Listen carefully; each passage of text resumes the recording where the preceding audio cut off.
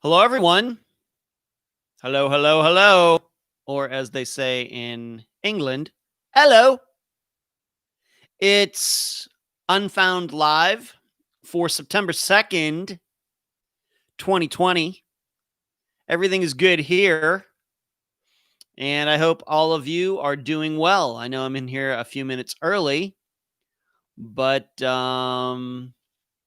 that's what I do sometimes.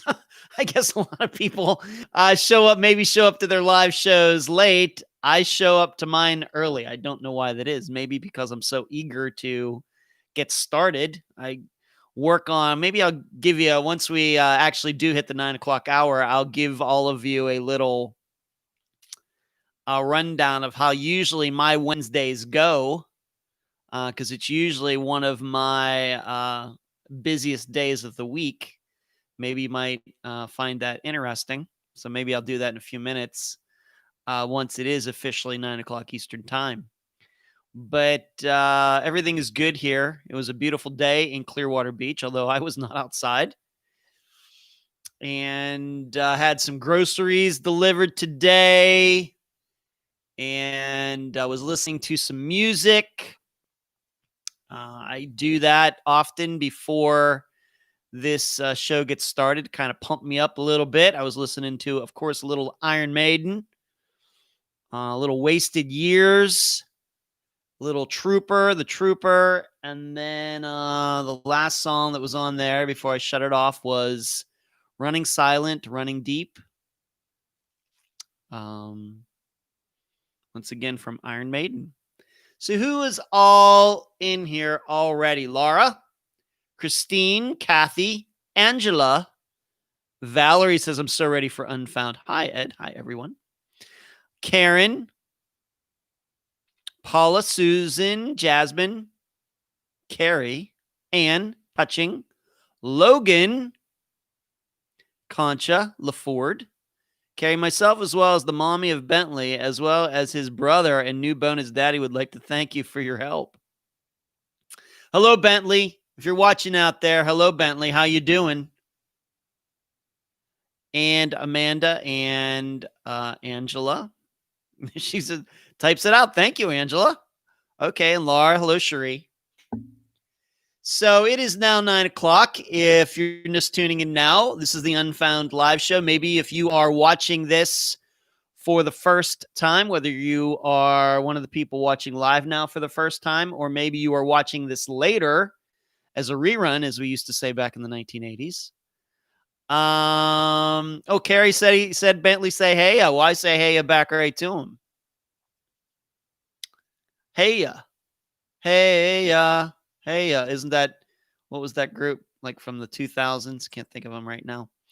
Hello, Sharon. But what we do in this live show, it's a little more laid back, but we do still cover some serious topics, but we intersperse all of that with me talking about disc golf, me taking questions from the audience, sometimes that have nothing to do with missing persons cases or true crime at all, which is fine. This has always been the way the live show is, and that's the way the live show always will be. We started this coming up on the 3-year anniversary in October of this live show, because, of course, the Unfound episodes on Fridays are somewhat serious. And although we have an enjoyable time on Sunday evenings in the think tank because we love hearing everybody's different opinions and talking back and forth, it is also somewhat serious. But here on Wednesday nights gives me a chance to get to know all of you. Maybe all of you get to know a little bit about me. And so once again, it's just a little bit more laid back. Hello, Michelle. As I stated, it was a beautiful day here in Clearwater. September 2nd, you should know that it is my brother Brian's birthday today. I won't go into how old he is. In fact, how old is he? He is, all right, he's that old. He's actually born on the same day as the professional tennis Hall of Famer, Jimmy Connors. but his birthday is today. And my sister's birthday is November 19th. My brother Michael's birthday is February 13th. And of course, all of you know when my birthday is. That's right, Carrie. Darlene, hey Ed, happy birthday. Brian, yeah, Brian. He's not here. He and his wife took off in the car on Monday, and they are going up, and they're going to the other side of Florida. Then they're going up to South Carolina, and eventually making their way to Pennsylvania. They're going to be gone for a couple weeks, so he's not even here in Florida for his birthday. They left a couple days ago. But I'll tell him that all of you wished him a happy birthday. Yes, thank you, Cherie. Outcast. I knew you'd get it. Cherie, thank you. Hey, that was popular when I worked at Star Trek. When I hear that song, I think of working at Star Trek from like 2000 to 2004. It was somewhere in there. Thank you, Christine. And thank you for pointing that out, Christine. It gives me an opportunity to bring that up. That if you would like to contribute to the program through the super chat, all you have to do is find the circle with the dollar amount in the middle and on your device, and you contribute to the program like Christine just did. And it is to add, how's it going? It's going very well, Christine. Everything is great. I'm good. I think my dad is good. Talked to him a couple days ago. And so everything seems to be going okay here. But I have a disc golf tournament coming up this weekend up in a place called Floral City. It's actually at the park there called Floral Park. Imagine that. And I'll be playing one round on Saturday. I already have my tee time for that date. It's 3:10 p.m., of course, p.m. And but I don't know what my tee time is going to be on Sunday because that is usually decided upon how you score in the first round. So I will be heading up there. It's about an hour and a half north of here. It's one of my favorite courses that I've ever played. You know, the problem is it's kind of out in the middle of nowhere. So I don't really know how much it gets played, but there is a course there. They have tournaments there, and that's when I've played there. And I got an Airbnb place in Brooksville.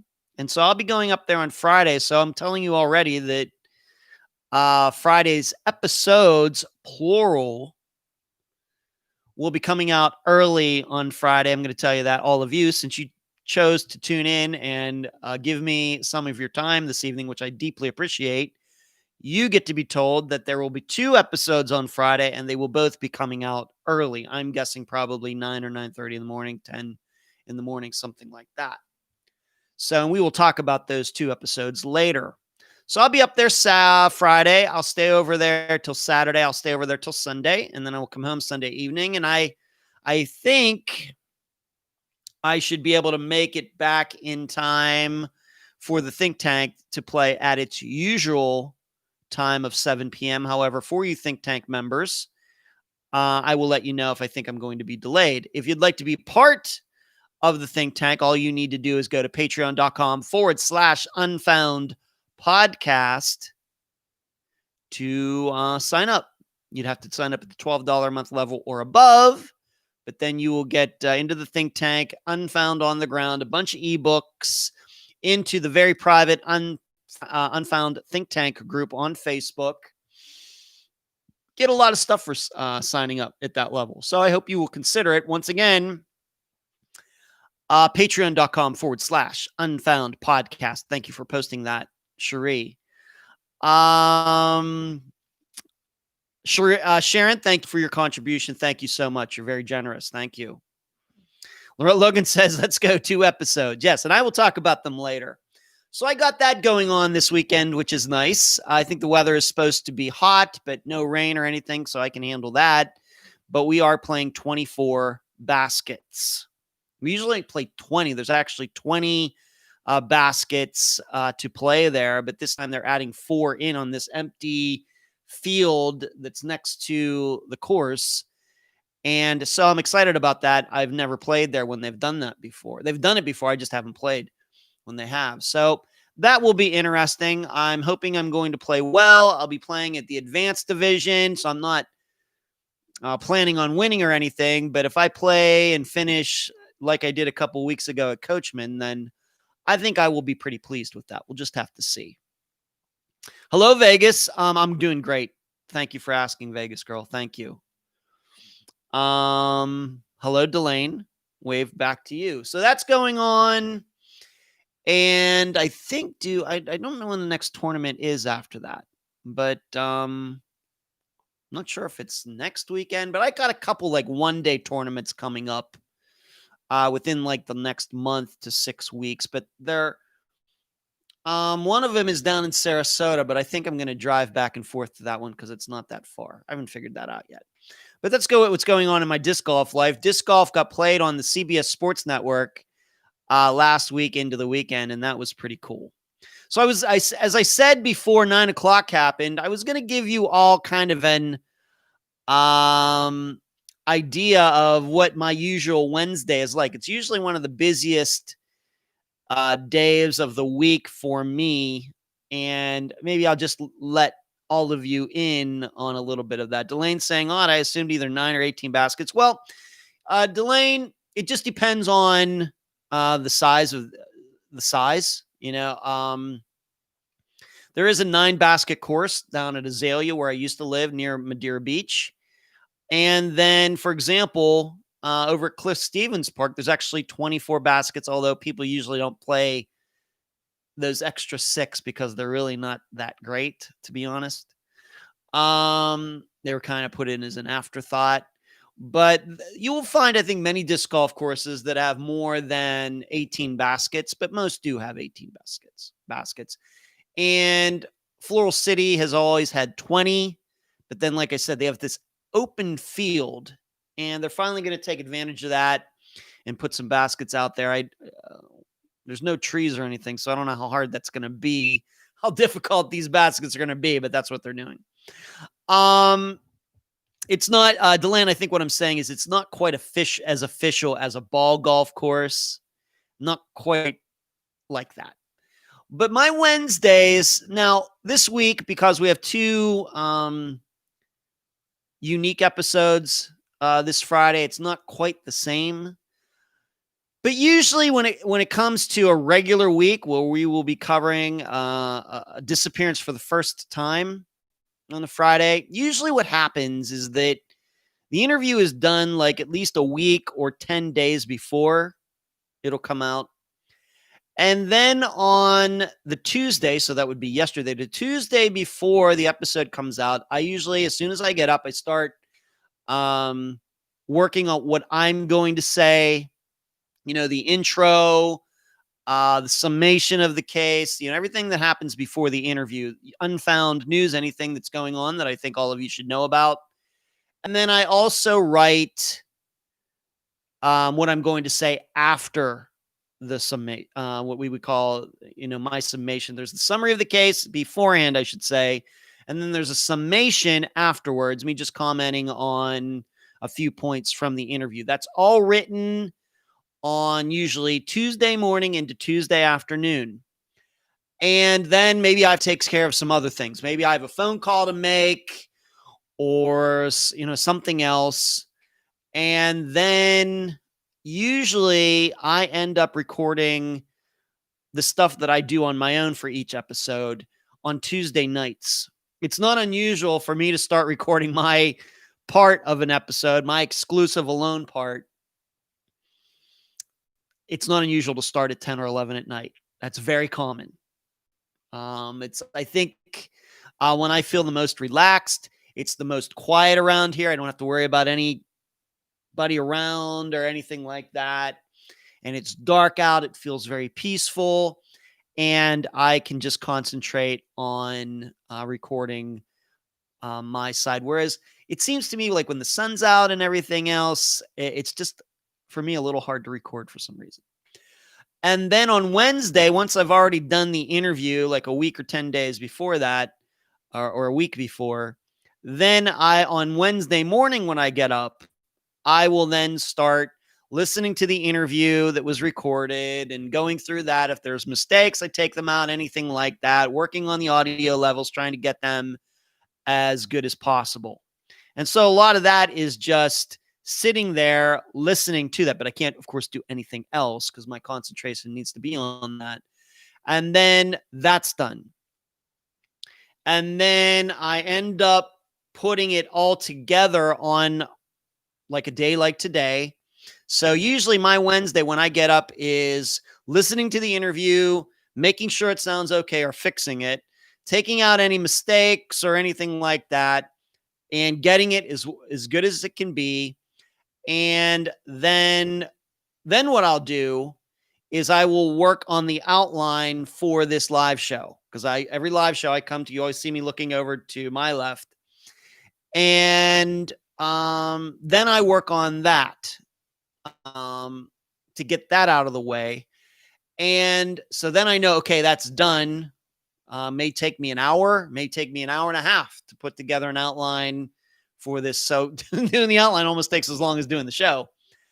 And then I will go back to the episode and put it all together. I'll put my recording, everything I recorded, along with the interview. And usually by the time you're seeing me on a Wednesday night, the Friday episode is already completed. And that's actually the way it is this week. With 2 episodes coming out on Friday, but they're already done. I'm not one of these guys that likes to do things at the last minute.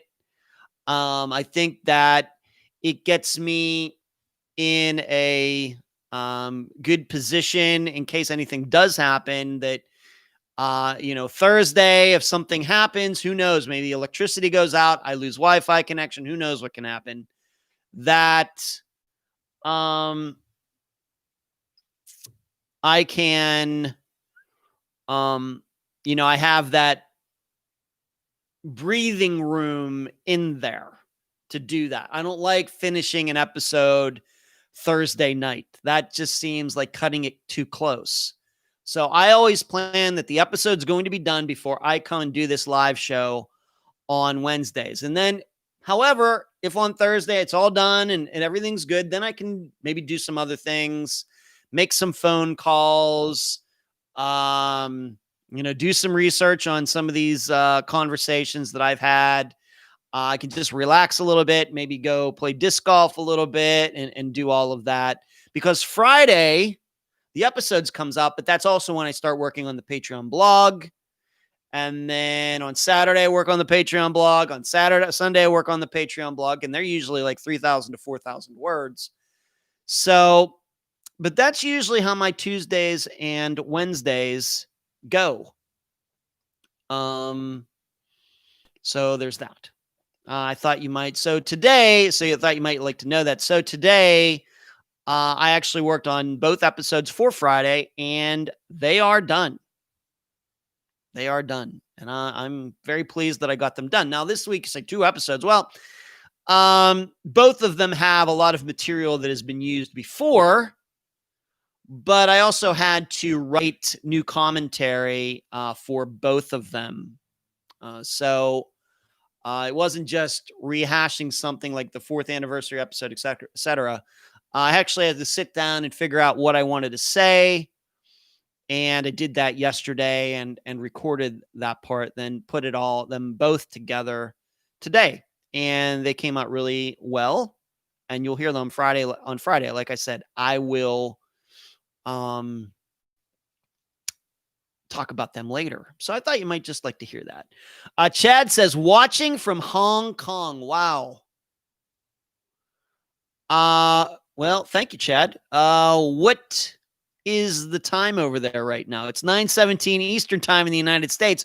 What time is it in Hong Kong? Okay, that's cool. I don't know if we've had anybody in the live show from Hong Kong before. Of course, if I can say this, unfortunately, I think Hong Kong's been a little bit too much in the U.S. news these days. But 9:17, so exactly 12 hours ahead into Thursday. Okay, I'll have to remember that. Okay. Eastern time, Hong Kong time, same time until maybe, I don't know if you guys turn your clocks forward or back or not, but right now during the summer, it's 12 hours difference. I'm going to remember that, Chad. Thank you. Lisa, hi, Ed. Sorry I missed the live again. We are moving this weekend and I'm doing 100 things, but I will watch later. Okay. Lisa, you're allowed to do that. All right. No poll this week. Given it was an update episode, I really couldn't figure out what a good poll question would be. So just kind of let it go for this week. And I also did not write a Patreon blog for it because once again, I think the update episodes are self-explanatory. Many of them are ones in which I've written blogs for those disappearances before. So I really didn't know much to say. Like I said, doing an update episode, you're already telling people everything that's going on. So there's that. However, I will admit that in the think tank, we got a chance to discuss some disappearances that were mentioned in the update episode that we did not have a chance to talk about in the think tank because the think tank started after some of those disappearances were covered. For example, as much as Unfound is known for the Tom Brown disappearance, we've never talked about that case in the think tank because we covered Tom's disappearance and we now know death in June of 2018. The think tank didn't start till the beginning of 2019. So we had a chance to kind of throw around some thoughts, ideas regarding Tom's disappearance, along with a lot of those early episodes. So that was interesting. I think we all had a good time doing that, something that we hadn't had a chance to do. Logan says, I really enjoyed the update episode a lot. I also really hope Michael Turning gets convicted. Yes, I agree. Thank you. And I agree wholeheartedly with you, Logan, for sure. So there you go. But I will be writing a Patreon blog for this week, and there will be a poll question on Saturday, even though I will be up in Brooksville. But I don't tee off until 3:10 p.m. So I'm going to be up there. Staying up there. I'll get up, and I already have a phone call planned for Saturday morning before I play. So, but we'll be getting I'll be able to get a lot of stuff done up there. Let's take on the first question. Got quite a few questions before this can happen tonight, the live show. Breeza, Breeza. I really hope this is this person's real name because I love it. Breeza, Breeza. Do you ever lay awake at night going over and over an interview you have just done and got mad with the police because you can see it all looks so straightforward who has done it? Well, first of all, Breezy, you should know that I hardly ever lie awake at night. I'm a person that when I hit the bed and the pillow and I get under the covers within 10 minutes, I'm out. In fact, I can guarantee you the way my mind works, there's a bed, because I do this in the spare bedroom, the guest bedroom of where I live. There's a bed like right here that I sit beside. If I lie down on this bed, I am guaranteeing you I could fall asleep in 10 minutes. It's just the way I am. But, so Breeza, as far as that part of it, no. But the part regarding get mad with police because you can see how all looks so straightforward who has done it. Well, Breeza, it's not about, it looks so obvious as to who did it. We know that the justice system, at least in the United States, doesn't work that way. And we also have to remember that it may look that way because we may not know all the facts. I mean, we try to get as many facts as we can, but there still could be facts out there that aren't known, that during the course of an investigation for a trial may come out, and it may push thinking in another direction. So we don't, although I'm going to guess that there are people in the United States who have been convicted on circumstantial evidence. That's really not the plan. That's not the way that, would like to do things. But does it drive me nuts that it's obvious that there should be people at least charged with some of these disappearances and aren't. I wouldn't say it drives me nuts. It's disappointing. I'm sure it drives the families nuts. It's disappointing. It's sad. I think that there is a belief out there that I can subscribe to that some prosecutors are a little too fearful. They aren't fearless enough in trying some cases where there's not a body. I agree with all of that. But on the other hand, it's their job. I'm not in the law business. I'm not in the legal business. I think I go about what we do at Unfound legally and morally and ethically, but I'm not in the law business. I'm we and my assistants are in the information business. And that's different. There's a different standard when it comes to information in contrast to the law. The fact is that at least some of the ways we do things on Unfound, talking to family members, although we stay away from the theories, and sometimes, some of the things we cover is hearsay that could never be admitted in court. It sounds believable. It probably is believable, but a jury would never hear it. But once again, we're in the information business. We're not in the law business. So, on one hand, as you know, I've been critical of police and prosecutors as to what they do, but I don't want to ever get to the point where I'm a know-it-all and telling them their business or anything like that either, because I don't want them telling me my business. We're all humans. We make mistakes, but that doesn't mean that we're above reproach. So I try to walk the fine line as much as I can. Not easy. And it's one of the reasons that although we may talk about the police and investigation and what they did do and what they didn't do and some complaints, I would never let a guest come on the program and bash the police. Even in the case of, once again, Tom Brown's, where, there's no disappearance we've covered that got more police attention, people paying attention to what Sheriff Lewis and the rest of them were doing.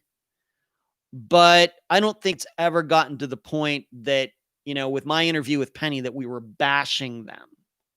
I think there were suspicions and everything else, but there's been some bashing of them in the discussion group and elsewhere. But I would never say that we bashed them in an interview, and I don't think we've ever done that. So I try to walk the fine line as much as I can, Breeza. But it doesn't keep me up at night because I need to get my sleep so I can do the program. And I think my assistants are happy warriors. We know this is very difficult. And as I stated in the beginning of the update episode, we understand that this work is hard. We're not here because it's easy. We're here because it's hard. We don't set easy goals. We set difficult goals. And so we understand that there's going to be a lot of hurdles to jump, and we're going to fail at a lot of things, but this is kind of why we do it in a weird way.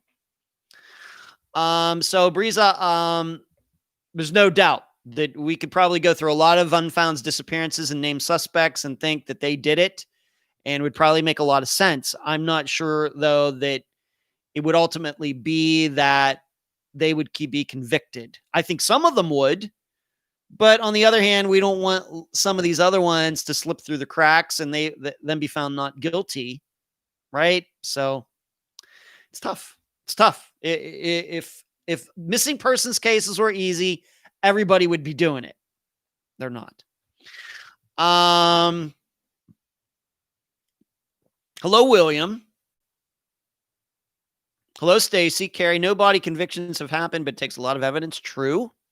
Delane says it's sad that prosecutors seem to have an incentive to only prosecute cases they believe they can win. Yes, they all want that 100% conviction rate. Kathy, Carrie, you're right. Yep. Shuri, no. In fact, we gave Ellie in that case the opportunity to speak. We have. Yes. Tom Brown's, if you're talking about Tom Brown's disappearance and death, Shuri, yeah. I would love to do an official interview with Pine Gregory, but he's talked to me, and I think that he was very forthcoming with me, but it was off the record.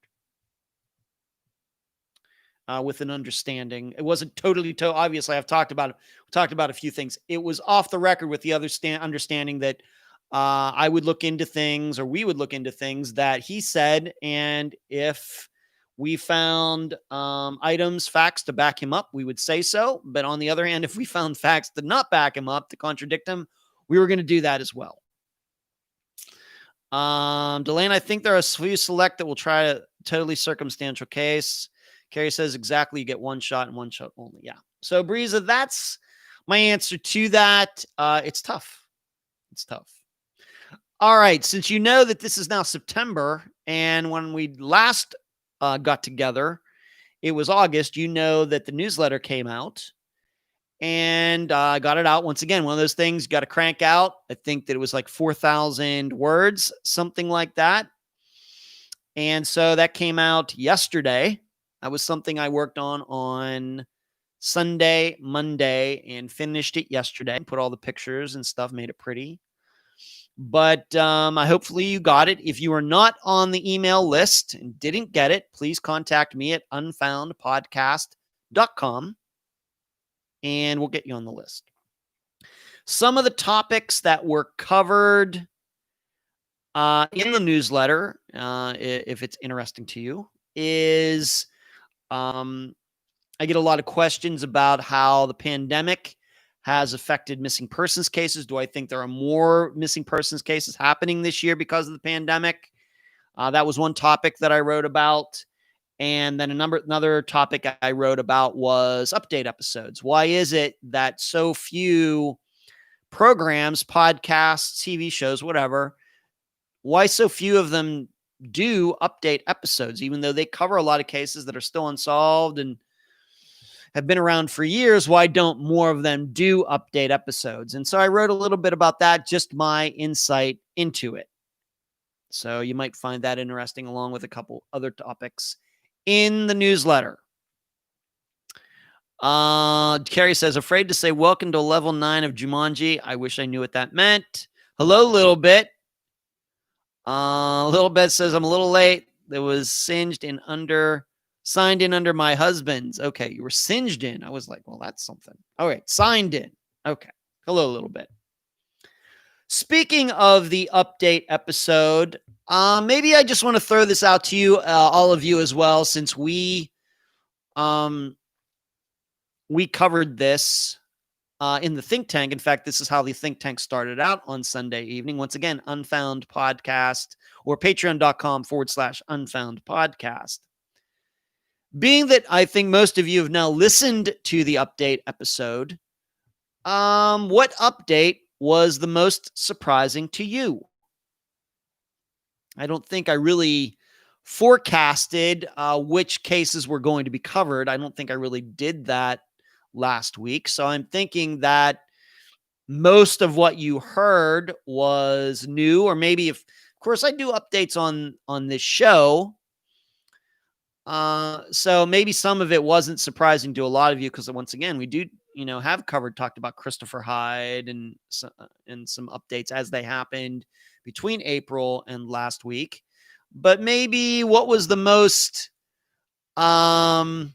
surprising case that you thought, that ended up on the update episode?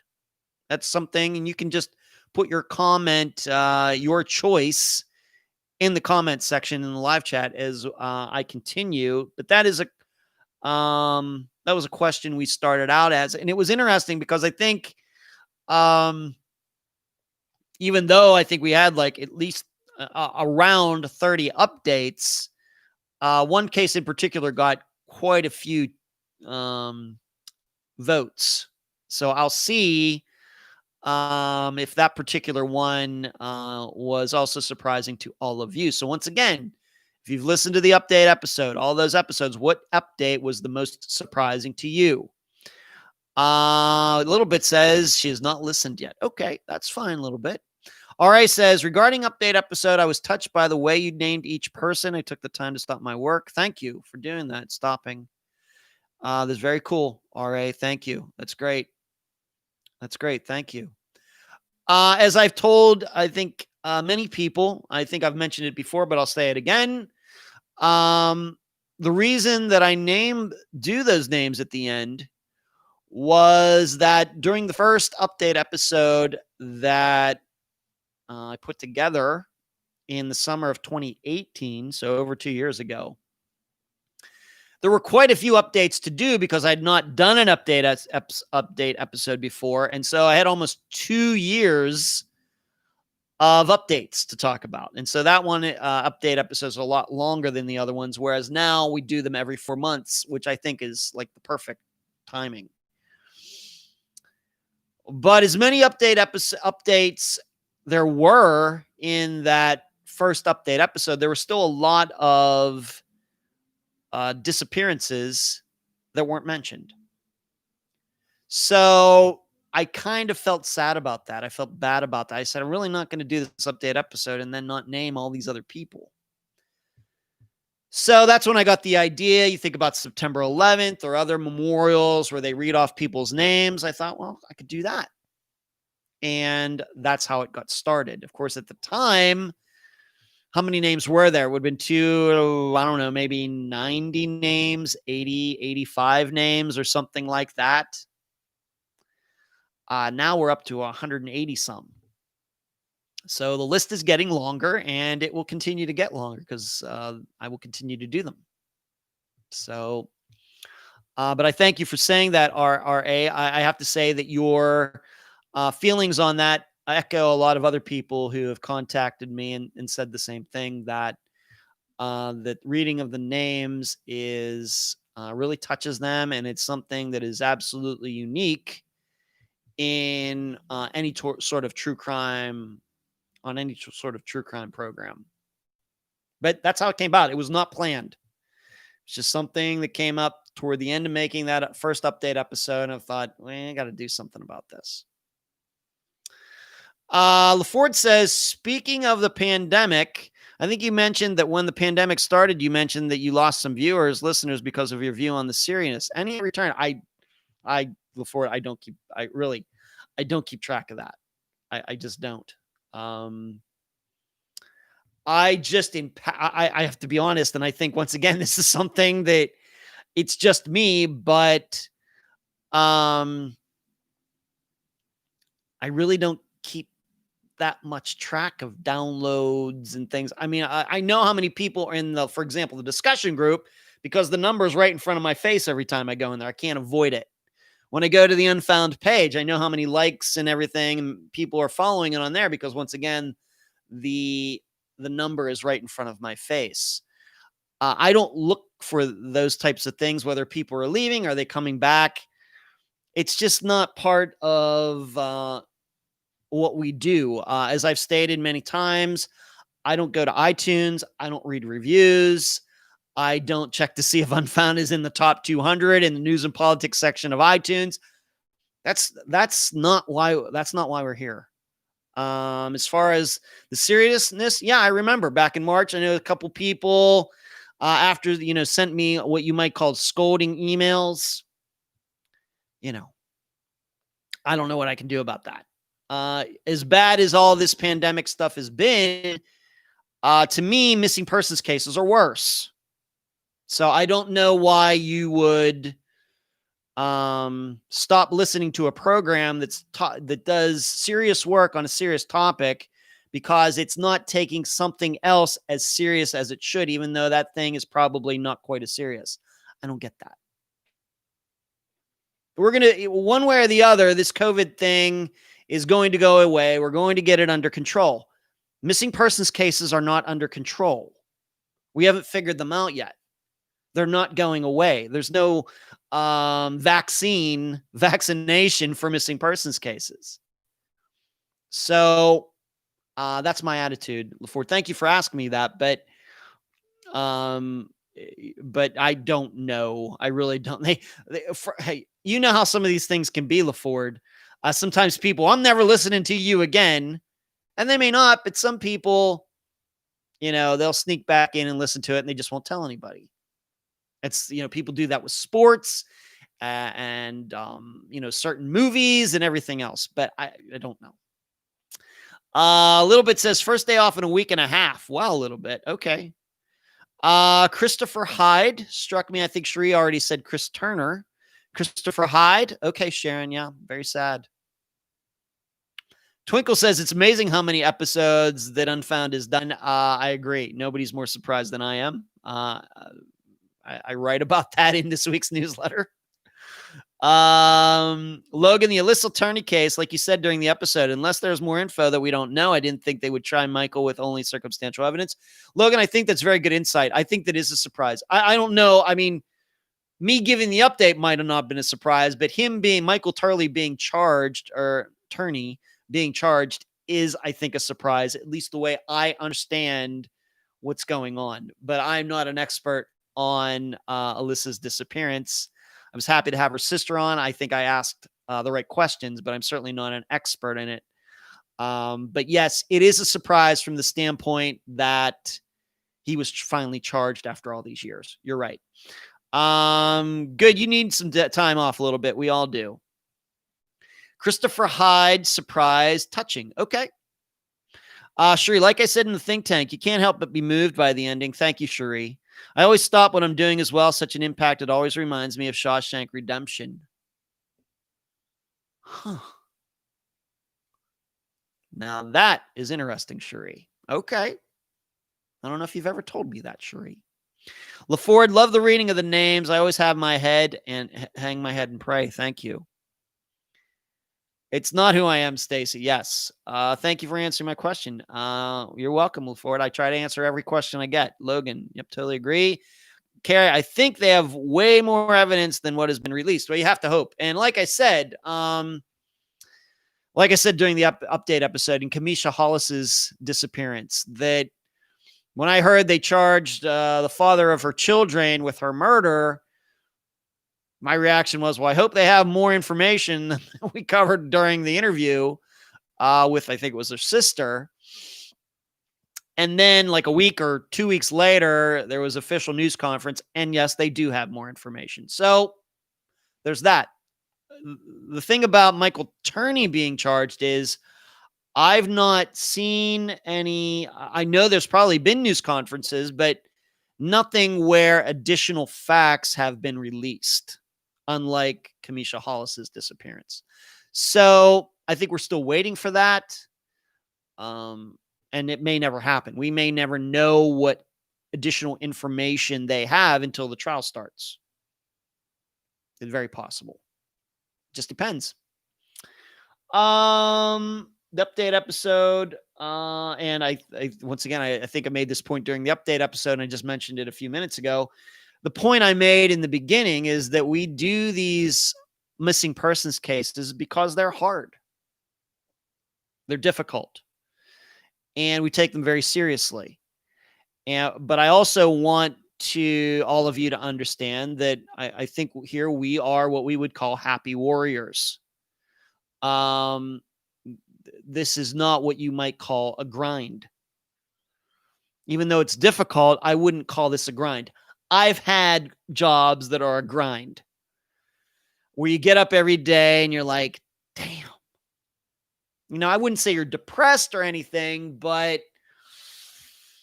and it's not like you're going to quit or anything, but it's a grind. It feels like you have to get outside of yourself. It's like you have to be a different person to do it. That's what I would call a grind. And I know for myself, I have found that all I need to do is be myself to do this. And I think that's one of the main reasons it's not a grind. Even though it's tough subject matter and it is a lot of work. And I work on Unfound 7 days a week. It's very common that I'm here at home on a Saturday night by myself working on the program. That's very, very common. But I do it because it's not a grind. I enjoy it. And I'm not here, we're not here to for the accolades and fame and recognition and everything else. I think if people do get into it because, a podcast is an easy way to make a couple bucks off of Patreon and have a YouTube channel and all these things, For people who are getting into it just, for their own self-aggrandizement, I think for them, it does eventually become a grind. I think it does.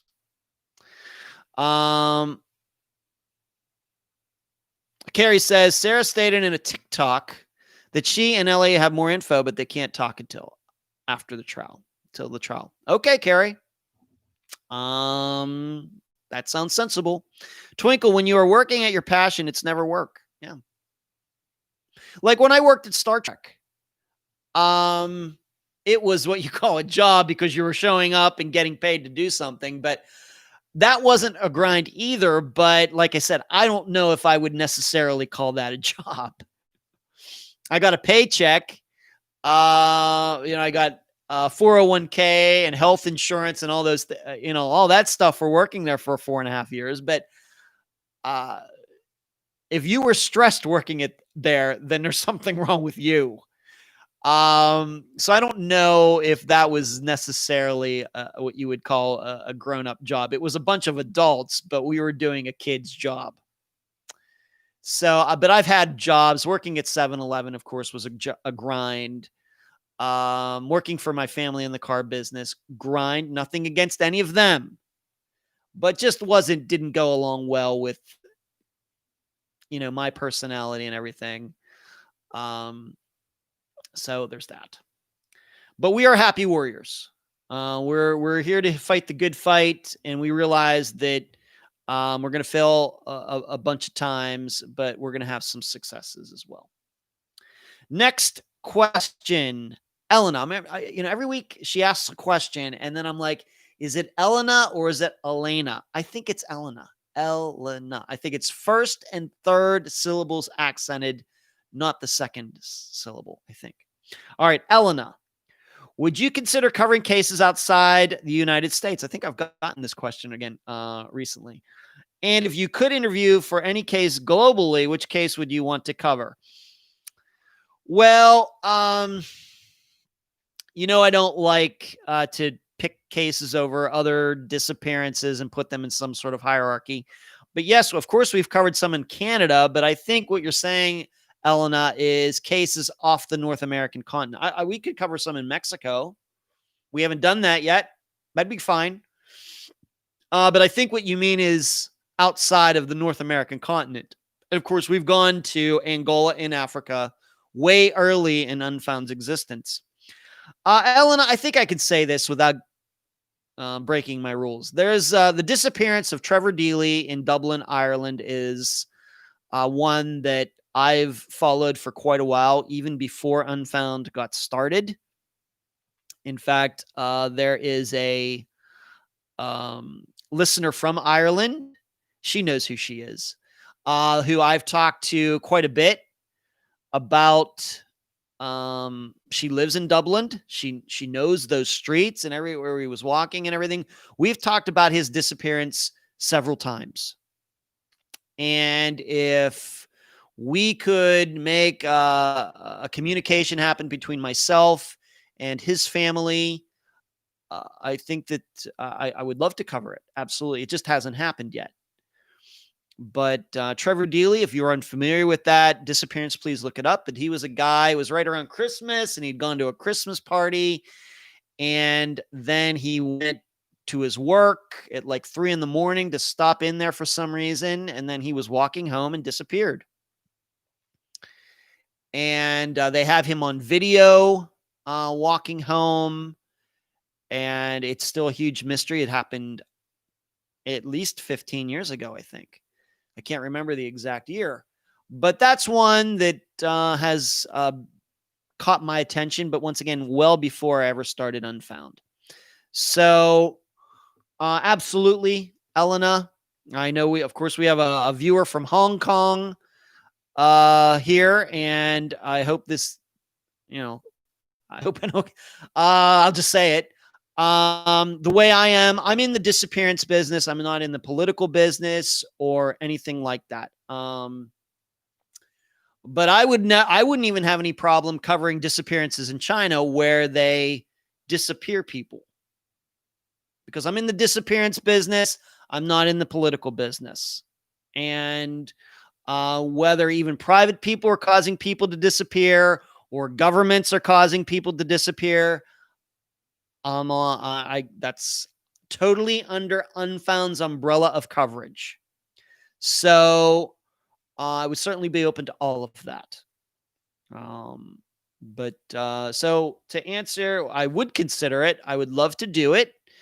I think we have the technology over Zoom or Skype or just Facebook Messenger to make these interviews happen, record them somehow. I'm sure we can do that.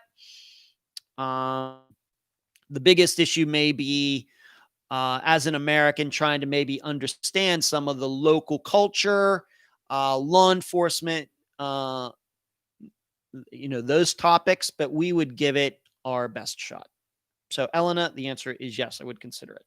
And once again, Trevor Deely, you spell his last name Deely. Dublin, Ireland. Man, I'm going to say 2001, maybe. I know it's over 15 years ago that he disappeared. Okay. Let's move on to this. Did you see this story about, I posted it in the group, a car that was found under a pile of logs? And when I say logs, I don't mean logs that you'd put in your fireplace, like trees, trees that are maybe going to become logs. This car was found near Pagosa Springs, and what gets my attention regarding that, if any of you are C.W. McCall fans, I don't even know if I would call him a country singer. He was a country talker in the 1970s. He came out with the song Convoy, which became a movie with Chris Christopherson. I'm a huge C.W. McCall fan. Huge. Even though I love Iron Maiden and everything else, but C.W. McCall, great tunes. Well, he did a song called Wolf Creek Pass, which is near Pagosa. And at the end of the song, they end up in Pagosa Springs. Well, this car was found under these logs in near Pagosa Springs, I think 15 miles away, on August 13th. And from what locals said, they know the area and what goes on there. They said that the car couldn't have been there for more than 10 days.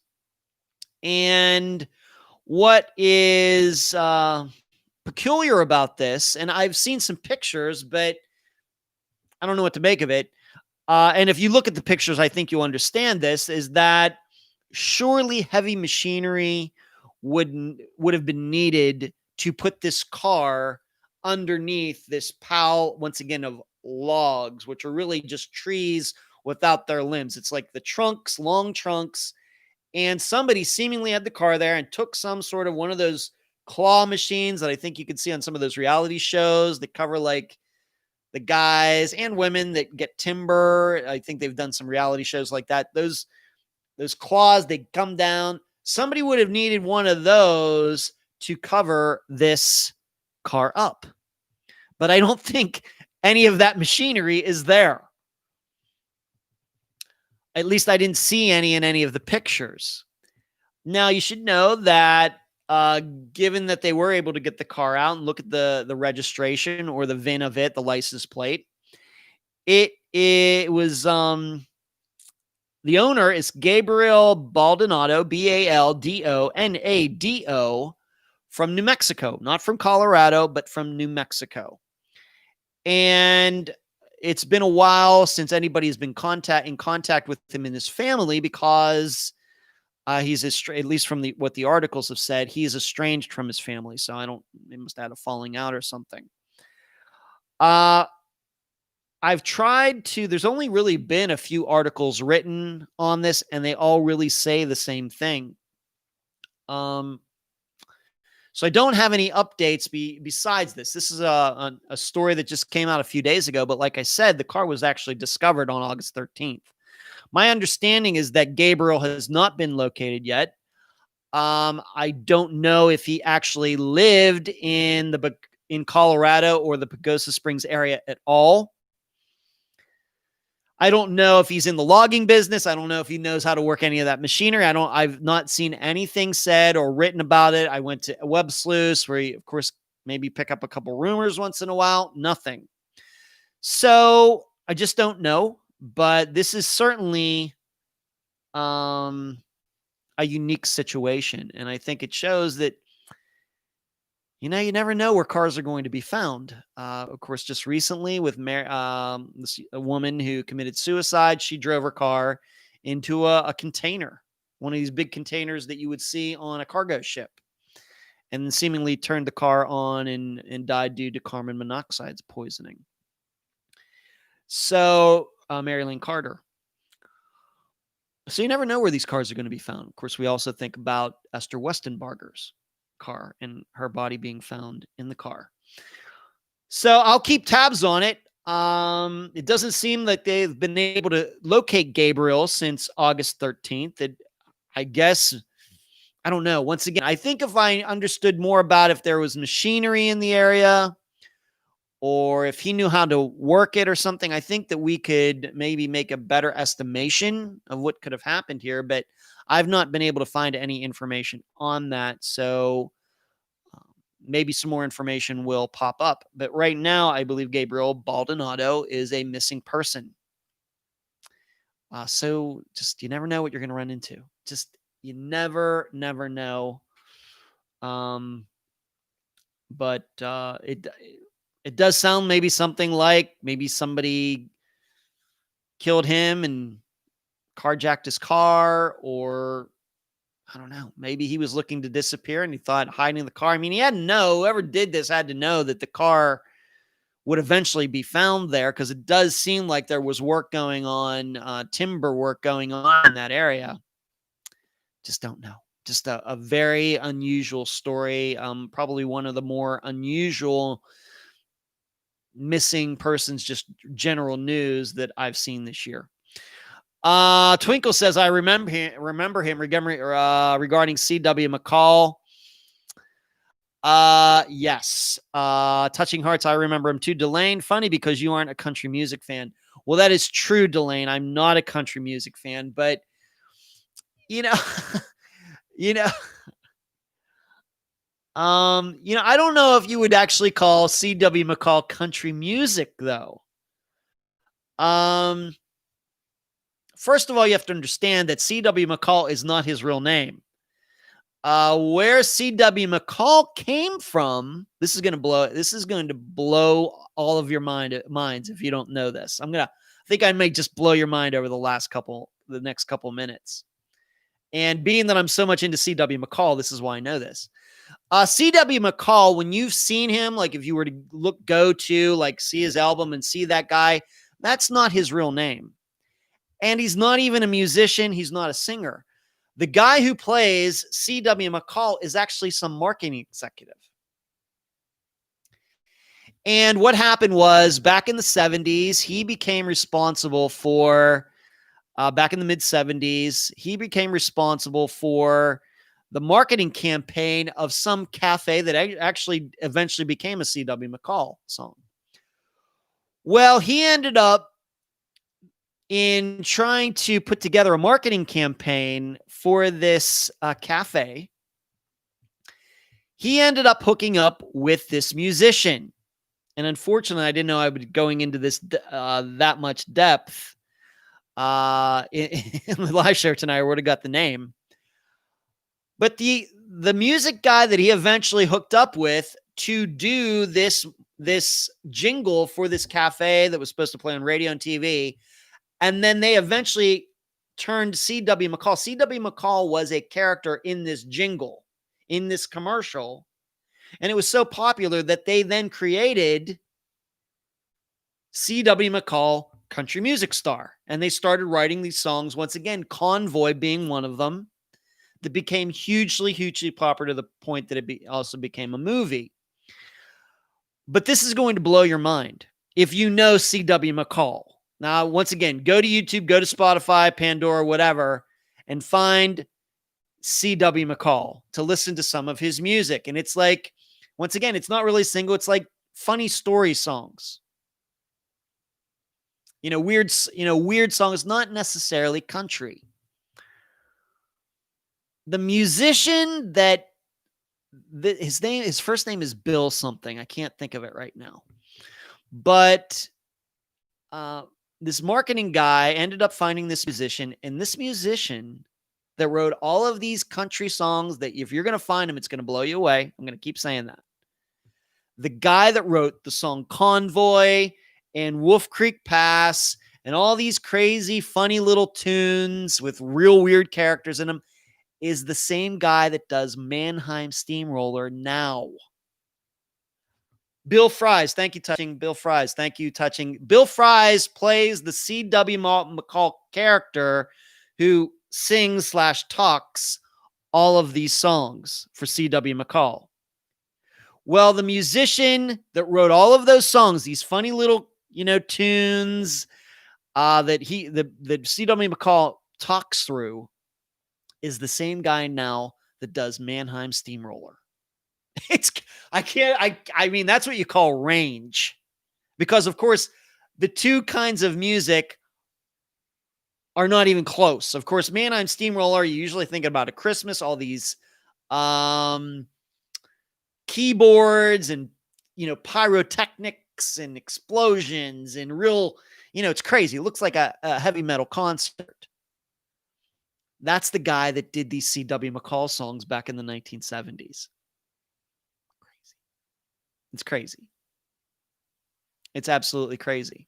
In fact, it's just as crazy as something else. I don't know why I know this, but it's just as crazy when you think about this. If you're into movies, Planet of the Apes, right? You've seen the Planet of the Apes with Charlton Heston and I can't remember the guy's name now, but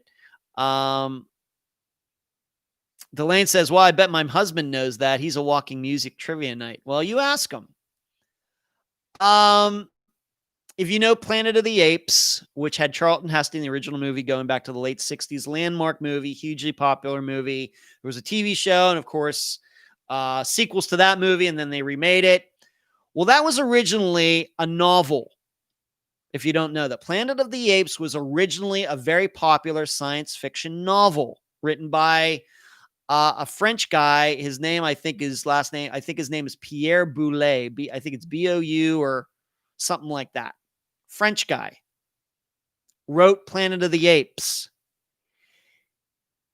He is the same guy who wrote the novel Bridge on the River Kwai, which is an Academy Award-winning movie that had Alec Guinness in it.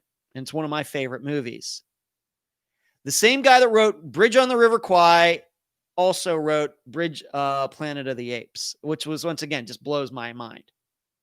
It's like that. I mean, that you can write a novel like those two that are so different and then both be popular. I mean, that's amazing talent. Amazing.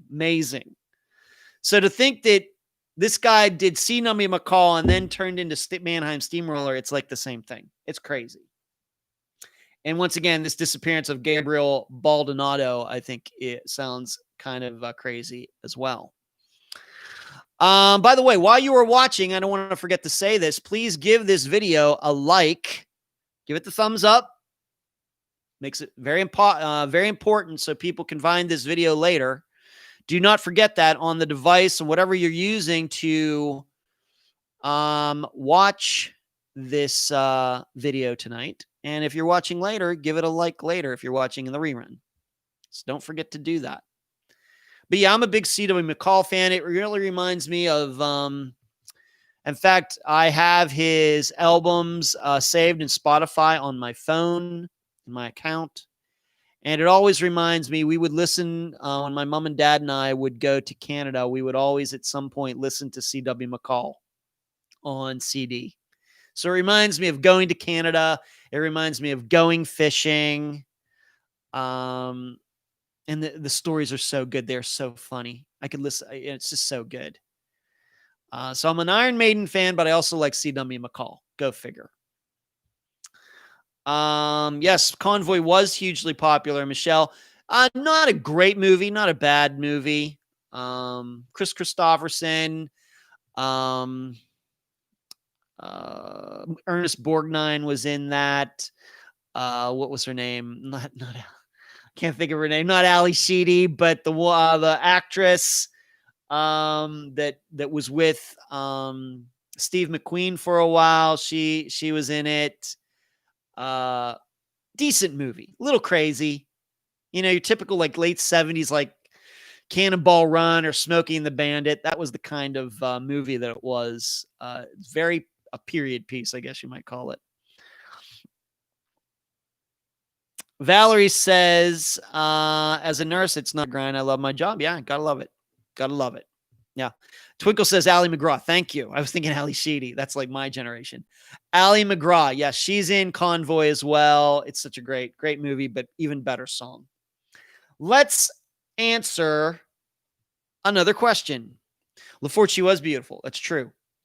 Paula, do you start each day with a to-do list?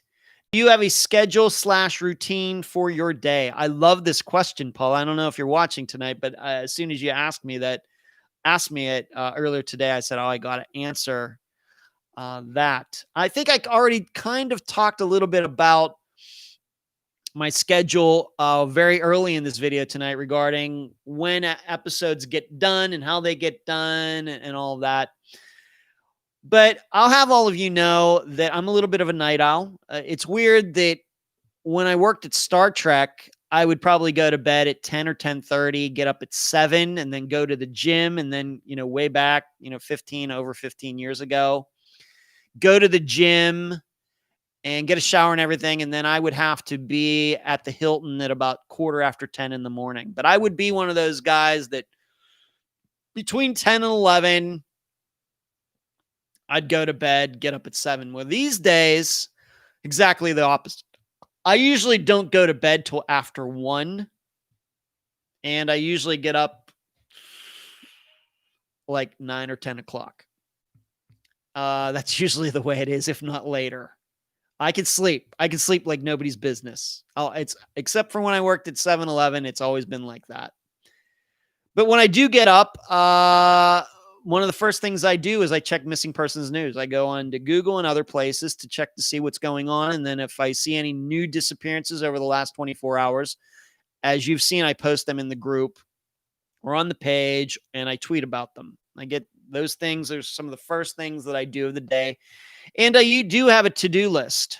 It's a very rudimentary one that I use a doc file where I just list things that I have to do, calls that I have to make, just down. And when I'm done, I just highlight them with red and move them up to the other things that I've already done. So I have a file with things that I've done, like the to-do list, that goes back to like 2017 or something. And it's all right there in one file. Everything, people that I was supposed to call, the times, places I was supposed to go, pay the rent, go to Publix, go to a disc golf tournament, all of those things.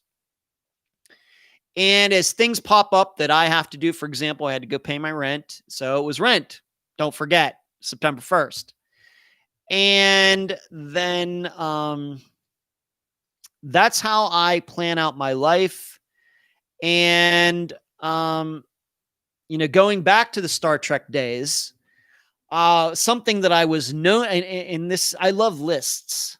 I think the reason that Unfound kind of goes well with my mind is because I like lists.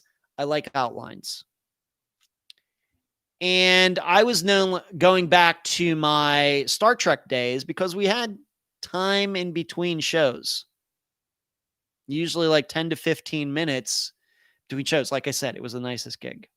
Although it didn't pay great, it was the nicest gig.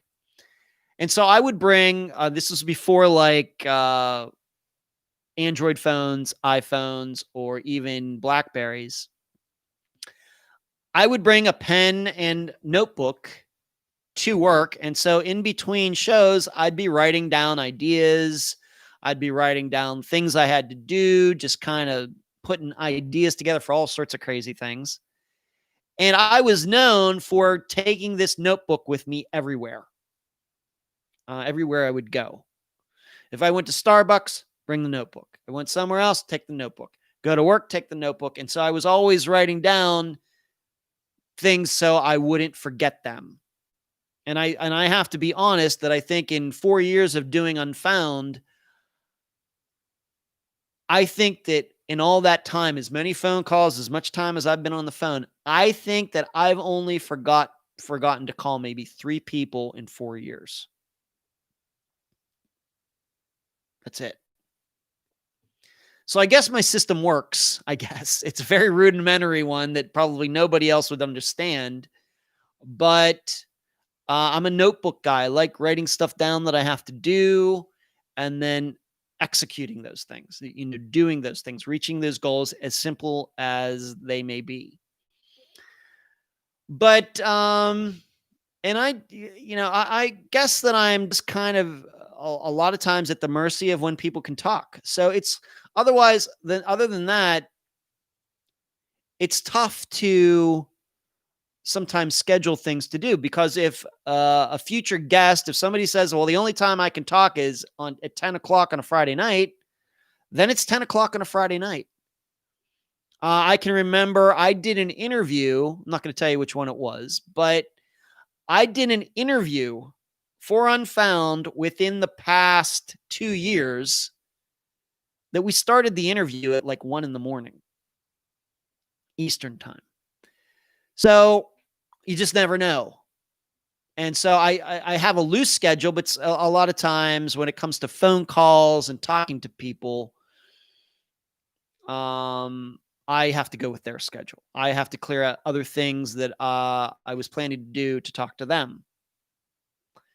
But other than that, it's just getting, at the point after 4 years of doing this and knowing episodes come out on Fridays, you kind of get into a rhythm. I know that, of course, on Wednesday evening, Wednesday nights, probably not going to be able to go out there and play a little disc golf because I got to take a shower.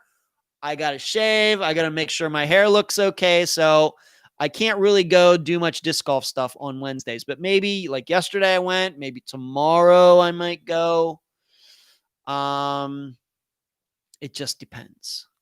And of course it depends if there's maybe some disc golf tournaments that I have on the weekend. Do I need to go out of town like I'm going to do this weekend? And so then for this weekend, I'm already planning, well, what can I get done while I'm at this Airbnb? Well, probably one of the things I'm going to be doing is shooting some more map videos. I'm going to take the tripod. Of course, I'll have my phone. I'm going to take both of my computers and, probably I have an interview actually to do for next Friday's episode on Friday evening after I get there. So I'm going to do that. I have a phone call scheduled for 11 a.m. while I'm up there, and I tee off at 3:10 p.m. So I'm thinking after that round, when I get back to the Airbnb, get a shower, get something to eat, and I'll probably do a couple Unfound videos for older episodes. I already have them listed out, which I'm going to do. So that's how I do things. I think it's easy for me to do that because I don't have any children. I'm not in a relationship. So I don't, in my personal life, I don't have to work around any of the people in my personal life who deserve their time. The only people who necessarily are getting time are guests of Unfound, and then also interacting with the assistants if we need to talk about something. So I don't know if it would work for somebody who had a lot more personal obligations, but it works for me. So Paula, that's my answer.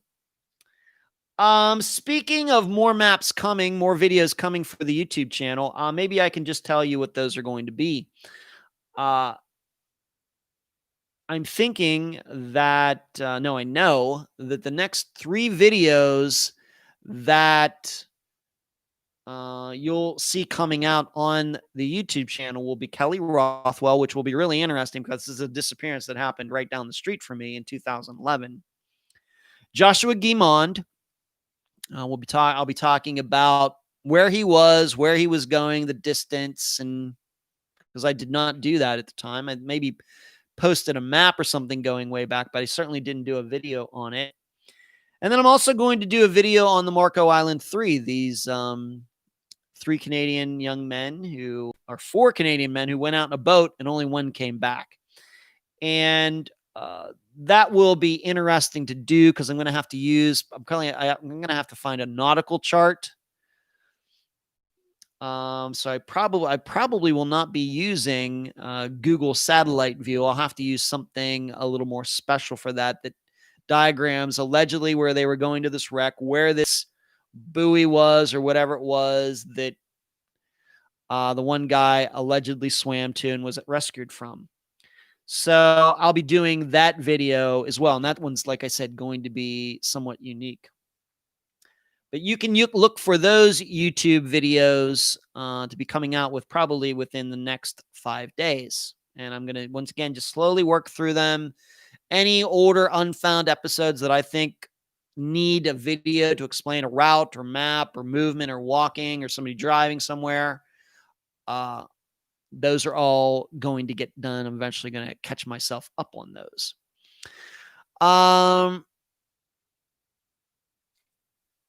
Delane says, that sounds like me, always been a night person, night owl. Yeah, I wouldn't say I've always been that way, Delane, but probably within the last 10 years, being that I've been making my own schedule. It's hard to do that when you have a job that we're expected to show up early and you have a supervisor and you have to coordinate your schedule with everybody else who works 8 to 5 or 9 to 5 or 8 to 4. It's hard to be like that. But once you start working for yourself or other situations arise, for me, it's just gradually gotten to the point where that midnight to 1 a.m. time frame is only when I am starting to think about going to bed. Now, I may make an alteration if I have to get up early for a disc golf tournament, if the tee off time is early, but otherwise, that's when I'm going to bed. Delane says, there was always a running joke in the CPA profession. You might be a CPA if your grocery list contains tick marks. We referenced all work papers with tick marks. I do make a grocery list, Delane, but I would not say that I take it with me and mark things off. I pretty much get the same things every time because I'm boring like that. However, these days, being that I'm having groceries delivered, the way Publix does it, you can see what you ordered the last time, so it's really easy to do. Michelle says, please don't forget to give Ed the thumbs up. That is absolutely true. Do not forget to like this video. Christine, I'm looking forward to that. I heard about that case. Which one? The diving case, Christine? The kids, young men who disappeared while on the scuba trip. Is that the one you mean, Christine? Twinkle, I've worked for myself since 1999. I can't imagine having a boss. Good for you, Twinkle. Let's answer another question because after that, I want to get into a couple news items. Angela asks me, have you ever covered any cases where the person went missing and then turned up alive? We've not done that yet. That has not happened. We, of course, have covered many where the remains were found. The person was found, of course, deceased, but we have not covered any where the person went missing and then turned up alive yet. Again, I'm not saying that doesn't mean that some of the people aren't still alive. But if they are, they certainly have not revealed themselves to the family or friends or anybody else. So unfortunately, Angela, the answer to that question is no. Do I think that will eventually happen? Hard to say. It probably is not very probable because, once again, we cover disappearances that tend to be older. And I think, once a disappearance goes from 1 year old to 5 years old to 10 years old to 15 years old, the odds go greatly, greatly down that the person is still alive and is really going to come back to the life that they had. The person may still be alive, but they've moved on, changed their name, moved to another country. Certainly possible. But given that the average age of an unfound disappearance is 17 years old, the odds of it happening aren't of us covering a case where somebody eventually comes back alive is not great, but I think the stats would say eventually it will happen, but I wouldn't say it's going to happen anytime soon. That's not to be hopeless or anything, but just the way we do things probably negates a real probability of that happening. Yeah, young men, the Canadian, yeah, the young men from Canada, they went fishing. Yeah. Yeah, Christine, that is one that we covered that March, must have been, of 2017. And so many question marks. So many. And I think that given now, I mean, of course, I lived in Madeira Beach, but I didn't live right on the beach. It was like down to the intersection, across the road and then the beach was there. But now where I live, the Gulf is right there, and the other part is a Coast Guard station is on the other side of the street. There's like, the Gulf is that way, a bay is that way. And there is a Coast Guard station that is on the bay. If I go right out my front door and walk over right to where the elevator landing is and look to my right, there's a Coast Guard station right there. And I get to see them once in a while going out in their boats. I get to see the Gulf and everything. And the more you think about that disappearance of those three men, the more it makes sense that the survivor story doesn't make any sense. It just doesn't. Because the Gulf, outside of there being a hurricane going through it, is really a very calm body of water. It has a current, of course, but it's not the Pacific Ocean. This isn't, this isn't the, Cape Horn or something like that, where down where like the Pacific and the Atlantic meet and there's all the crazy currents and waves and everything else. The Gulf is not that. So the three men would go missing out there and they wouldn't be found. And they allegedly have scuba equipment on, which would allow them to float. And none of them are found. Not one of them, but all three of them aren't found. It challenges my imagination. Just once again, as a person who lives right next to the water in which they disappeared, of course, well south of me, but it's the same thing. Hello, Melissa. Oh my goodness, I finally made it. Barely. I'll have to go back and watch what I missed. But hi, everyone. Hope you're all doing well tonight. Well, Melissa, hello. We're having a good time tonight. We're having a good time. Good topics, good questions, always makes for a good show. Well, hello to you, Melissa. Thanks for tuning in.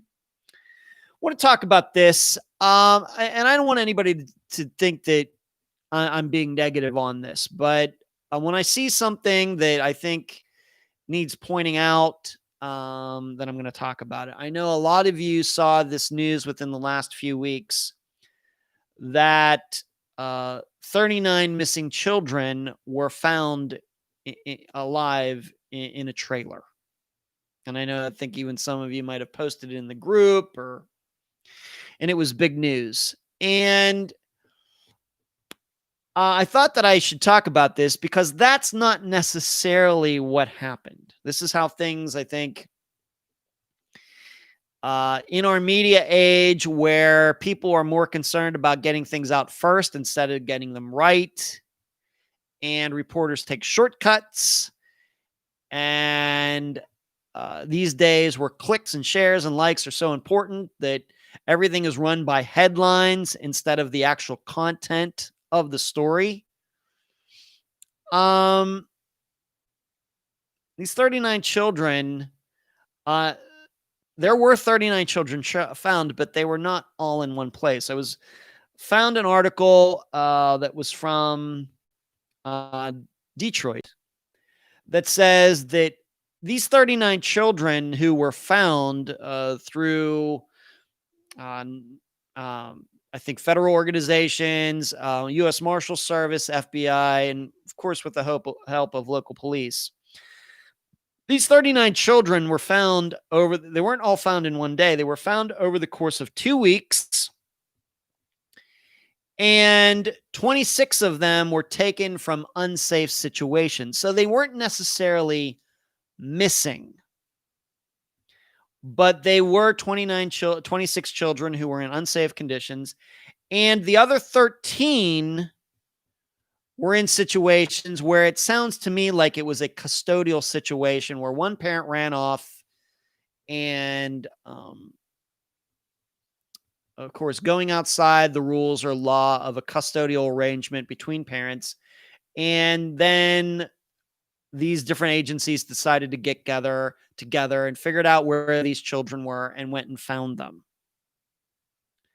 So the reason I wanted to talk about this is because if you read just the headline and even some very misleading people who I think are misleading their readers on Facebook and elsewhere about this, it would lead you to believe that these were 39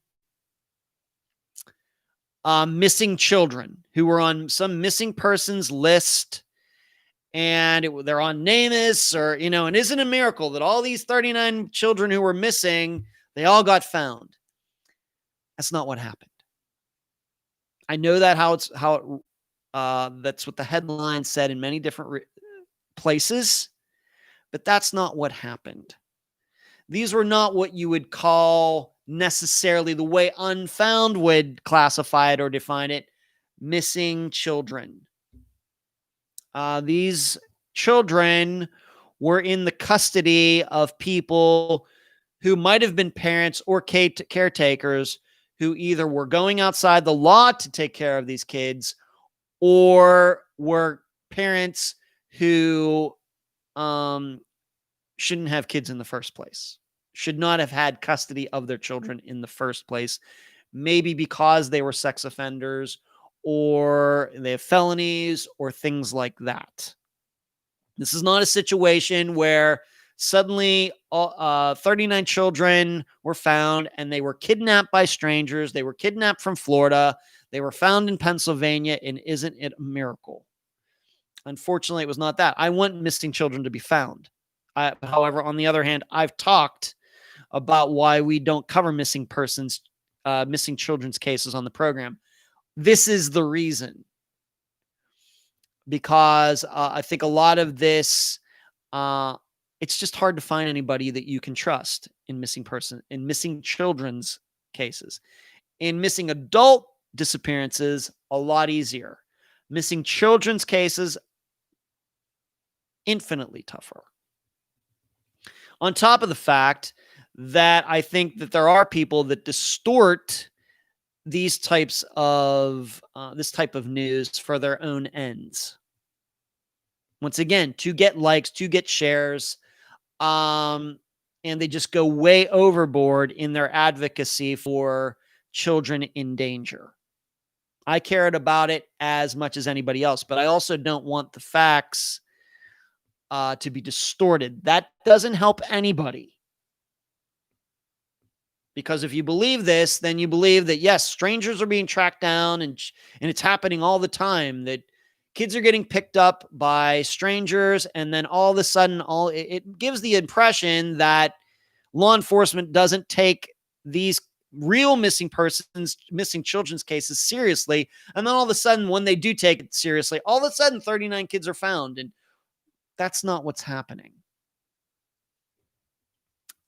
All of this happened because these children were in the custody of people who are known to them, parents and adults who aren't taking care of these children the proper way.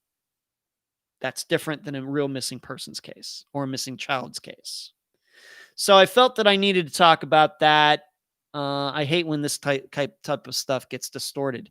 It doesn't help anybody. It really doesn't. Shree says most of it was runaways and custodial issues. True. Michelle, I was confused because I heard only 13 were missing. It wasn't even 13. Well, Once again, it just depends on what you define by missing. By unfound standard, they weren't missing. They were with an adult that was their parent.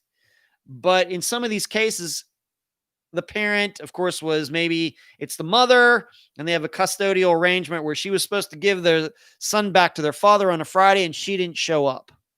And she took the kid and went off somewhere. Well, the kid's not missing. The kid is with her mother. It's the mother who ran off with the child. And it may be that people don't know where they are, but once again, when I think about missing, I think about stranger abduction, strangers driving by and picking up a 5-year-old, something like that. Once again, though, this is the reason that we don't cover missing children's cases, even though we have Kim Norwood, among other, Mikhail Biggs, but those are unique situations, really, really unique situations. Most of them, they're just very difficult to cover the way we do it. Touching. Ed, when you have a missing child case unfound, how many of those cases do you think that the police check out the neighbors to see if they have kidnapped them? It seems to me that in most of the ones that we have covered, they have. And I think a lot of these are situations where a suspect is known and there's just not enough evidence. Mikhail Biggs. I know that her sister tends to think that this guy who lived down the street and did it a few blocks away. Sounds fine to me, but there, unfortunately, there's no proof of that. I'm not here to undermine her sister who was on the program. I like her sister just fine, Kimber, but I don't think there's any proof that that's the case. Kim Norwood. There's a reason to believe that this guy who worked on the Norwood farm was helping the family with their farm, kidnapped Kim. Makes a lot of sense. No proof of that. So I think the police do check these instances out, these incidents out, these cases out. I think the police do take missing children more seriously than missing adults. But you run into a lot of the same you run into problems, but they're different kind of problems. Because once again, a lot of the times, the parents are the one who caused the disappearance by murdering their child. So, Nina, hi, Ed, hair is really long. I had to stop the chat so I could put a thumbs up. Hello, Nina. Yeah, the hair. It's getting long. No. I was talking to a woman who works in the building. She's like the assistant building manager. I ran into her maybe 10 days ago or something like that, and she hadn't seen me in a while. And she goes, "Man, your hair is long. It looks great." I said, "Thanks." And she goes, and she has long hair too. I said, "I just had like 4 inches of my hair cut off because there were like dead ends or whatever she called them." I said, "Well, I don't think I'm suffering from that yet." She goes, "Oh, it will. It'll happen. It'll happen." Okay. So yeah, people have noticed. Thank you for noticing, Nina. So I wanted to just talk about that particular story, and let's move on to a couple more questions, and then we'll talk about Friday's 2 episodes. Carol says, the missing flight episode was fantastic. Would you consider any other plane situations? Thank you, Carol. You're talking about Flight 370. That's an interview that I did with Jeff Wise in July of 2017. The funny thing about that is that although because we've kind of redone, Natasha really has redone the YouTube channel, that you wouldn't realize this, but and I think it's still the situation, though, even with the redoing of the YouTube channel, is that particular episode on YouTube is the most watched video, and it's not even close, on the YouTube channel. And even if you look at the numbers now of whatever it is, before she redid everything and kind of everything went back to 0, it was like a crazy number of views. Crazy number. Now, what's funny about that is I can remember like it was yesterday that episode was not popular at all from you, the listeners. That's true. I think I learned at that time that the audience wants more personal, I think, stories than Flight 370. Obviously, a couple hundred people were missing off that plane. But I think the audience likes a little bit more in depth on just one person or a couple or something like that. I'm not saying they didn't like the Flight 370 episode, but I think it might have been a little bit too out of the demographic of the kinds of disappearances that we cover. That might have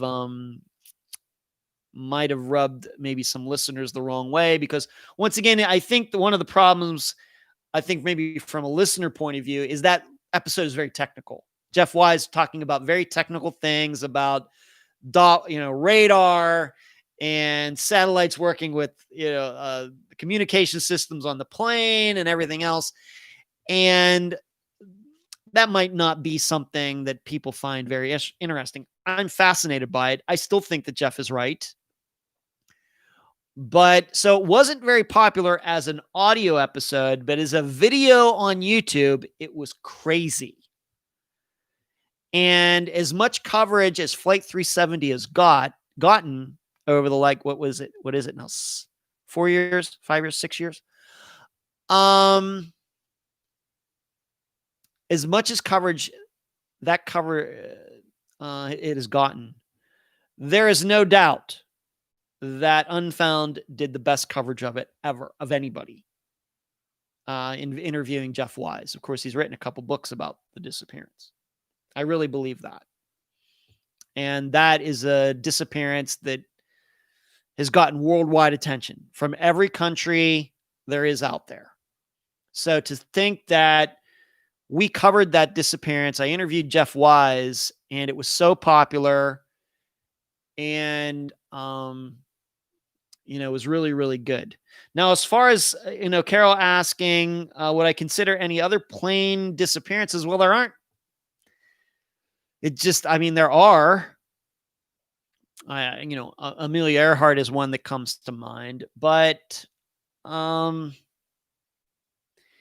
it would probably have to, even though I'm personally interested in it, that's really not where Unfound is right now.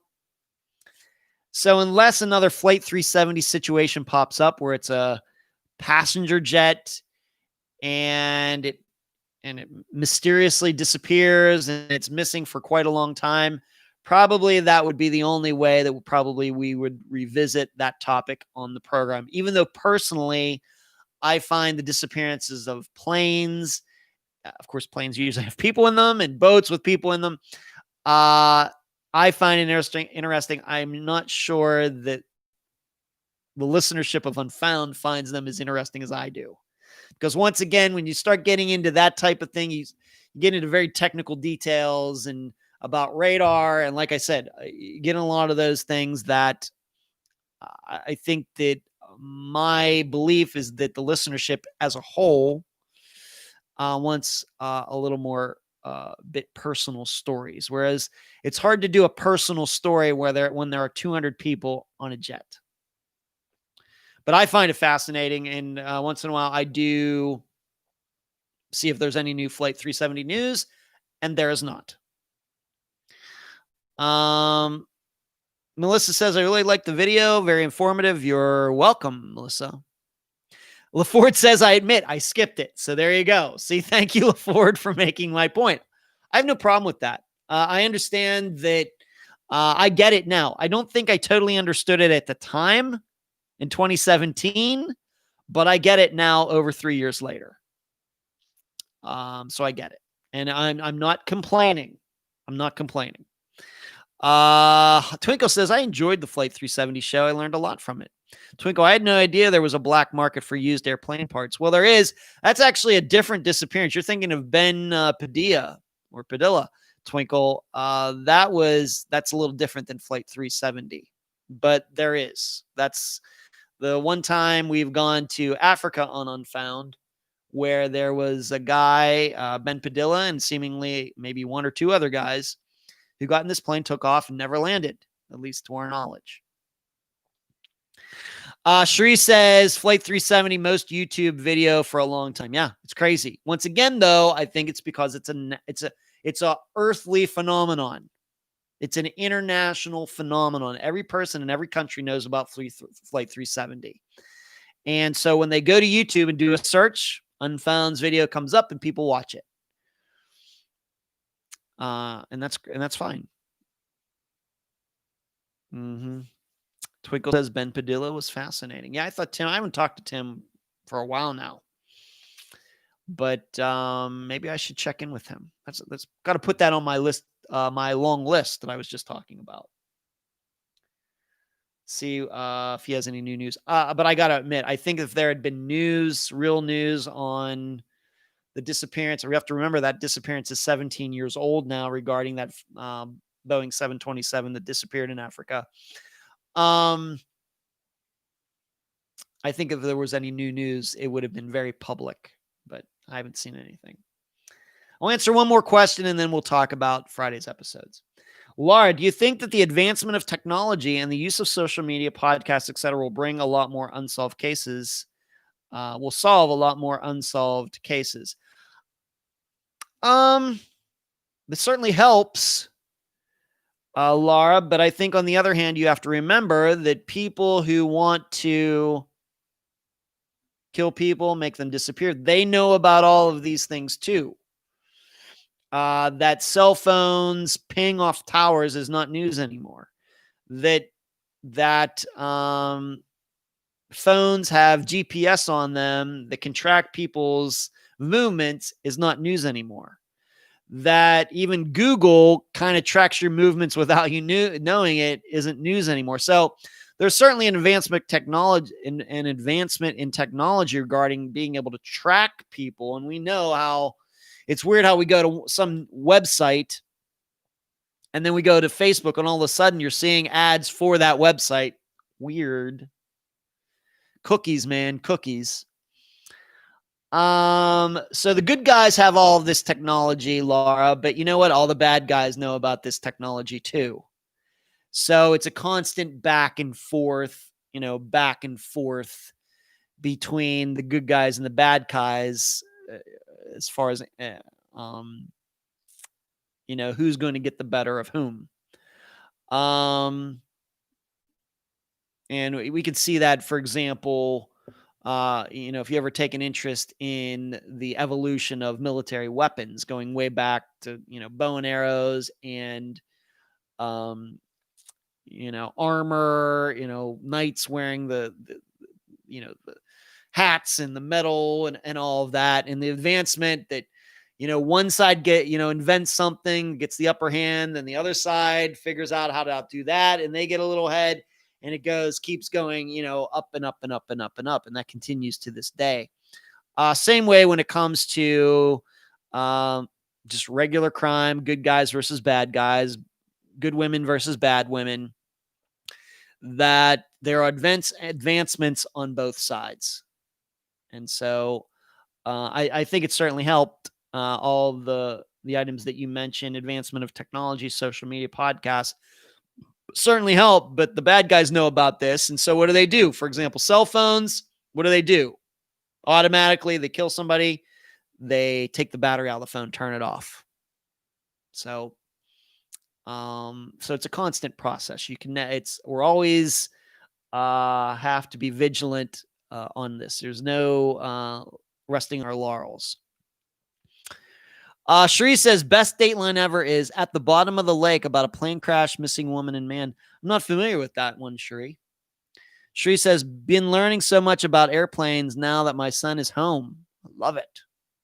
I hate flying, but I love listening to pilots talk about airline issues and talk about when crashes happen, their insight into them. I hate flying, never wanted to be a pilot, nothing. But I love listening to pilots like on YouTube, Mentor Pilot or the Blanco Lirio channel. CW Lemoyne has a great YouTube channel talking about all sorts of plane stuff. Love it. Melissa, but it definitely brings and keeps their stories relevant, keeps people talking about social media. Absolutely. From a marketing standpoint, from a news standpoint, from an outreach standpoint, absolutely. But when it comes to the resolution of cases and solving them, it's always going to be a constant battle. And even if you've seen the movie, The Minority Report, in that movie, of course, Tom Cruise and his buddies thought that they figured it all out with, pre-crime, and you could predict people were going to commit crimes before it happened. And even in that movie, not to give it away, but even the villain in that figured out a way to get around that. So it's just the way it's human nature.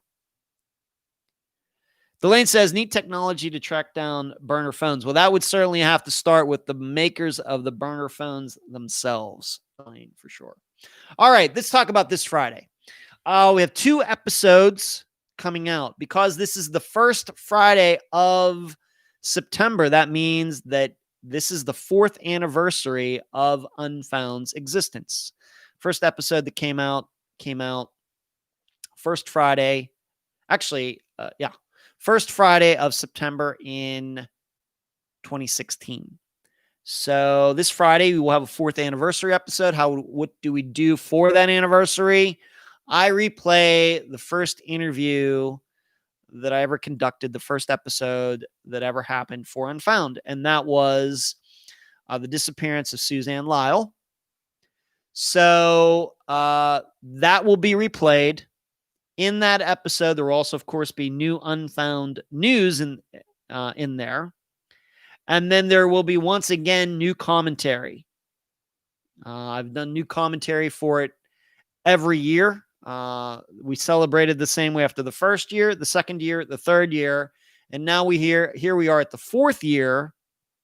And still, there is new, unique commentary regarding Suzanne Lyall's disappearance. And I think I said this last year or the year before, but what continues to be interesting about Suzanne's disappearance and it being first is that even within that first episode of Susie's disappearance, there are many things about it that continue to be themes, that would be themes, recurring themes 4 years later. Once again, believing that there are a couple suspects who are walking around free guys, but you can't necessarily prove it. The idea of her only having to walk a couple hundred feet from the bus stop to her dorm, and somehow she got abducted in there. Was it somebody she knew? Was it somebody she didn't know? On and on and on. And these are issues that still come up to this day.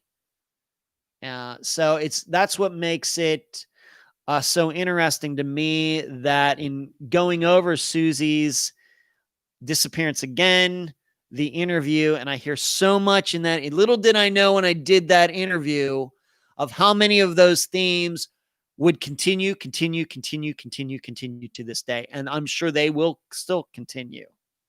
It's just amazing. But still, I have had a chance to once again add new commentary at the end.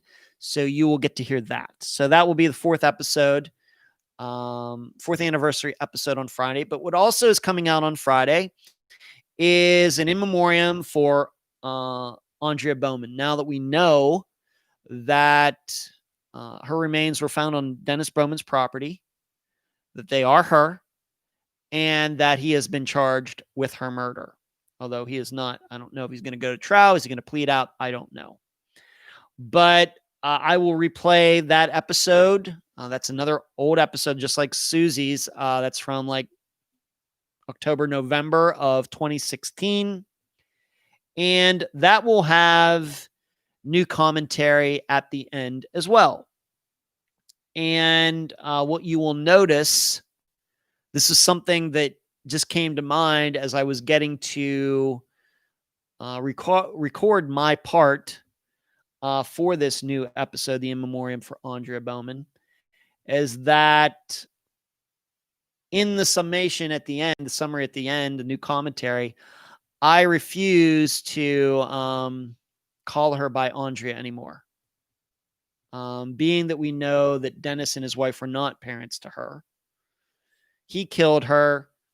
The wife probably knew what went on. Their daughter probably, the other daughter, their biological daughter probably knew what went on. And they continued to cover it up for all these years. To me, at that point, they ceased to be her parents. They were the one who gave her the name Aundria, but they weren't really her parents. So you will notice that in my new commentary at the end of this episode, I go back to calling by her the name that Kathy Turkanian gave her, Alexis. I think that that is more appropriate. And so you will notice that. And I make it, I don't come right out and say that because it's a little too obvious for the episode. But I think that people will get the point. So those will be the 2 episodes for Friday. The 4th anniversary of the Unfound. Once again, replaying the interview I did with Mary Lyall, which was done in August of 2016. And then an In Memoriam, like I have done many times, Zoe Campos, Esther Westenbarger, Austin Pivo. An In Memoriam episode for Aundria Bowman with new commentary at the end for that. So that's about it. Man, time goes so fast. Just time goes like an hour and 50 minutes. Where did it go? Let me, it's Sheree. Happy 4th anniversary. Little did I know. And I write about that in the newsletter. Nobody's more amazed that we've made it to 4 years than I am. Trust me. Nobody. Thank you, Michelle. Thank you, Melissa. I appreciate it. Thank you, Touching. Michelle says, agree 100%, better tribute. Yes, using the first name that she had. Yes, it just came to me. I was sitting there and was like, yeah, that makes a lot of sense. I've not talked to Kathy about this episode. I've not talked to her in a while. I've not told her that I was going to do this, but to me, it just seems appropriate. Melissa says, I love that. And it's just the right and most respectful thing to do. Beth, is that the lighthouse picture behind you? That is the lighthouse picture behind me, Beth. And, we're not lighting it up very good tonight, but I don't know if you could see that or not, because that's kind of in my face, but that is the Unfound picture with the Unfound in the light. Yes, I just wish we could see that a little bit better in the picture. It's just a little too far away. And that picture, it's very dark. It's like black and dark blues and grays. So, but it's a beautiful picture. Chip Campbell's sister painted it, Laura, and it's fantastic. I love it. Touching Christine, enjoyed tonight's live show. Thank you, Christine. Well, I'm going to go. That was fantastic. You will hear me on Friday. And I will be going. Oh, maybe I should also tell you this. Both episodes will be coming out very early because I'm going to be wanting to get on the road probably 10 a.m. So you can expect these episodes to be loaded like 9 a.m. on Friday. So they will be early. And then I will get on the road to go up to Floral City. I'll be up there, but I'll still be doing work. And then I think I should be home in time to do the 7 p.m. Eastern think tank with the think tank members. If not, I will surely let them know. All right. I'm out of here. Hope you enjoyed this tonight. Thank you so much for tuning in. I love talking to all of you. I love the questions. I love it. I love it. I love it. Good night.